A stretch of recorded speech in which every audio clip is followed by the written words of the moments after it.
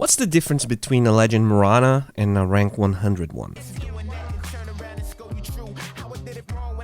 Obviously there are several differences, but what are those that have nothing to do with them being better players overall? Are there things you can do and get better right here and now with the hero? And the answer is yes, there are. By the way, if you want to be a part of videos like this, consider following me on Twitter so you know when I need the replays.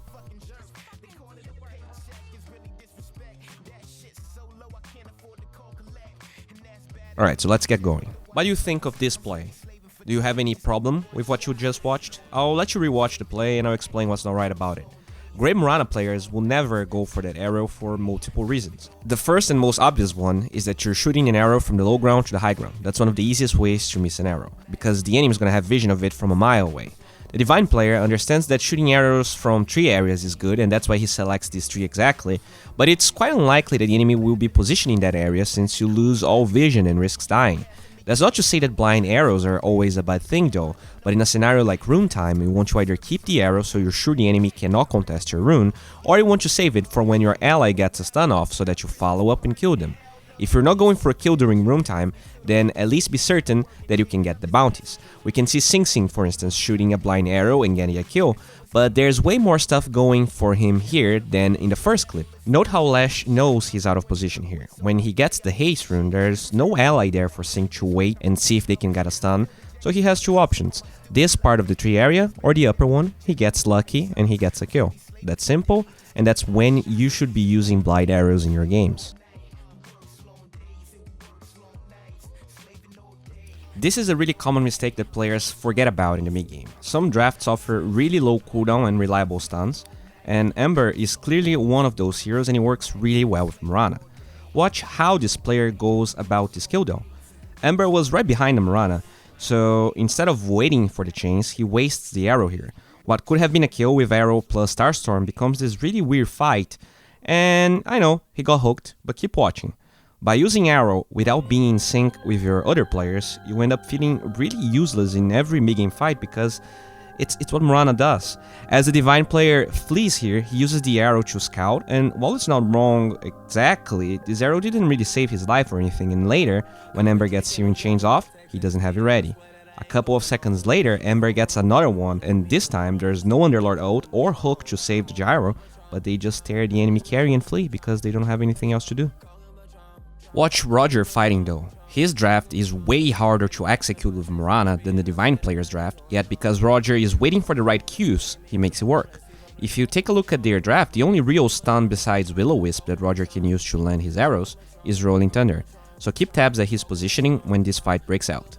He's first not showing, but also in a place where his arrows cannot be dodged because as the enemy has vision of the arrow, he's already stunned. Even still, he waits and just stares at the fight, waiting for the perfect time. Dire goes for this fight knowing that he had Primal Split ready, and if not for this Bane's clutch nightmare, the fight would have been over already. But that's just showcasing to you how mirana should play the fights after the lane stage breaks. One thing that is quite hard to pull off as a mirana is the Radiant into Dire mid-rotation. While you love to gank as a Dire mirana into the Radiant mid lane,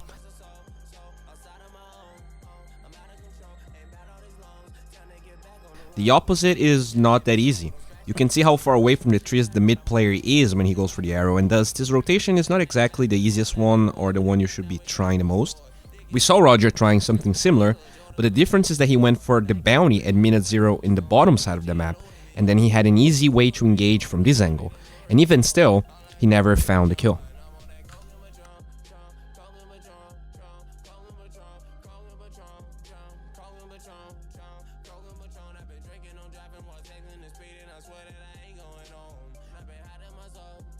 The Kunkka and mirana lane is one of the deadliest ones available at the moment. Kunkka from level 2 can easily set up kills with your arrow, but these ancient players fail to realize the strength of their lineup. The Kunkka, for instance, learned Torn at level 2 when all of their spells are unreliable.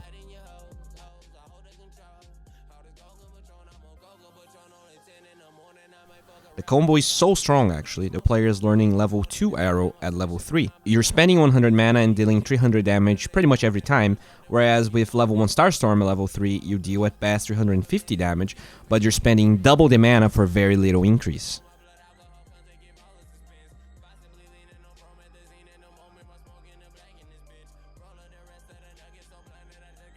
Watch this footage now. What do you think is the mistake here?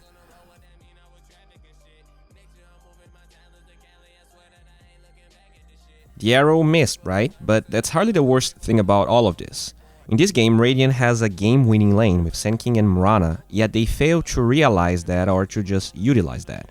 Slark plus AA shouldn't ever be allowed to get this rune, yet instead of bringing the Sand King and getting First Blood or repelling Dire away, they just waste their mana and their time.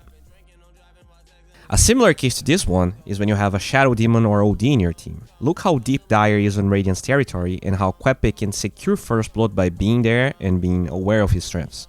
That's why copying meta picks doesn't work all the time, unless you at least understand why they are good in the first place. Another mistake we can see in that Archon game is his skill build at level 2. While learning Starstorm at level 2 is not wrong per se, it's way more rare to see a great player going for it because of how valuable Leap can be. Because he had no Leap here, he dies, whereas on that Qupe game, he can use it to grab runes, run away from the Slark, get stacks, so be careful. The damage from Starstorm is nice, but Leap can be really interesting as well. How do you feel about the way this Mirana is harassing? Really think about it.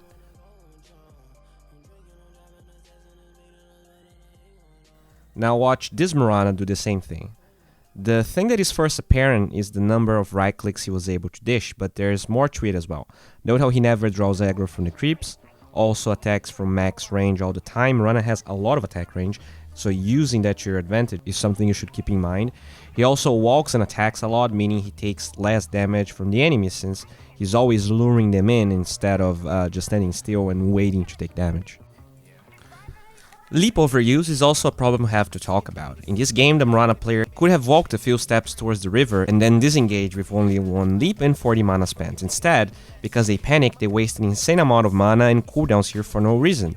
Leap doesn't have great range, so you should always use it thinking about cliffs, rivers, stairs that you can cross and then be done with.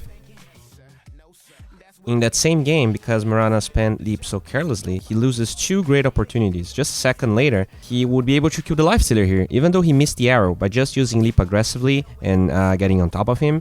And besides this, the Courier shows up later on, which would be a super easy kill as well, but without Leap he is unable to close the gap. One benefit that Mirana has is her ability to one-shot creeps. You can destroy siege units, kill important creeps from Chen, and you also get closer to your levels and items. That said, what this Mirana is doing right now is really bad. You might think that giving the experience to your Magnus and getting a creep for yourself is a fair trade since you're giving all of it to your offlaner, but that's just half the story.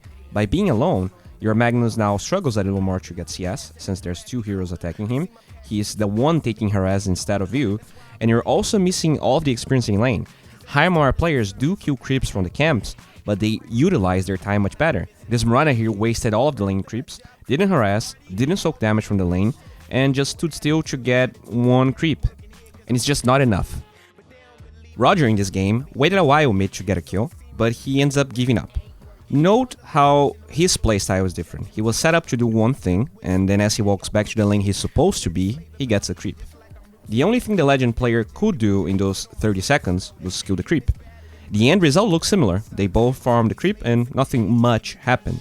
Rodjer just farms 1 creep here, but in reality these are 2 completely different mindsets, and if you try and copy him a little bit more, you will see how your games will feel smoother and better. Because as you go for plays, you then do something else. You can see Sing Sing doing the same thing. He's going back to the base because he's out of mana, yet he farms one of the camps as he goes back.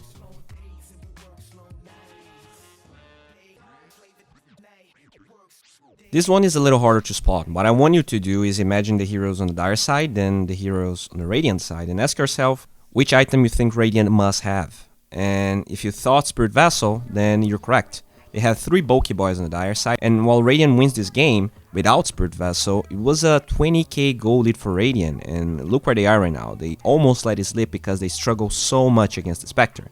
Mirana is a hero that needs to itemize well because she doesn't do that much in the mid and late game, so always consider if you have to go Vessel, especially because your hero already goes for Basilius anyway, so it's really easy to disassemble the item and get a really early earn in your games.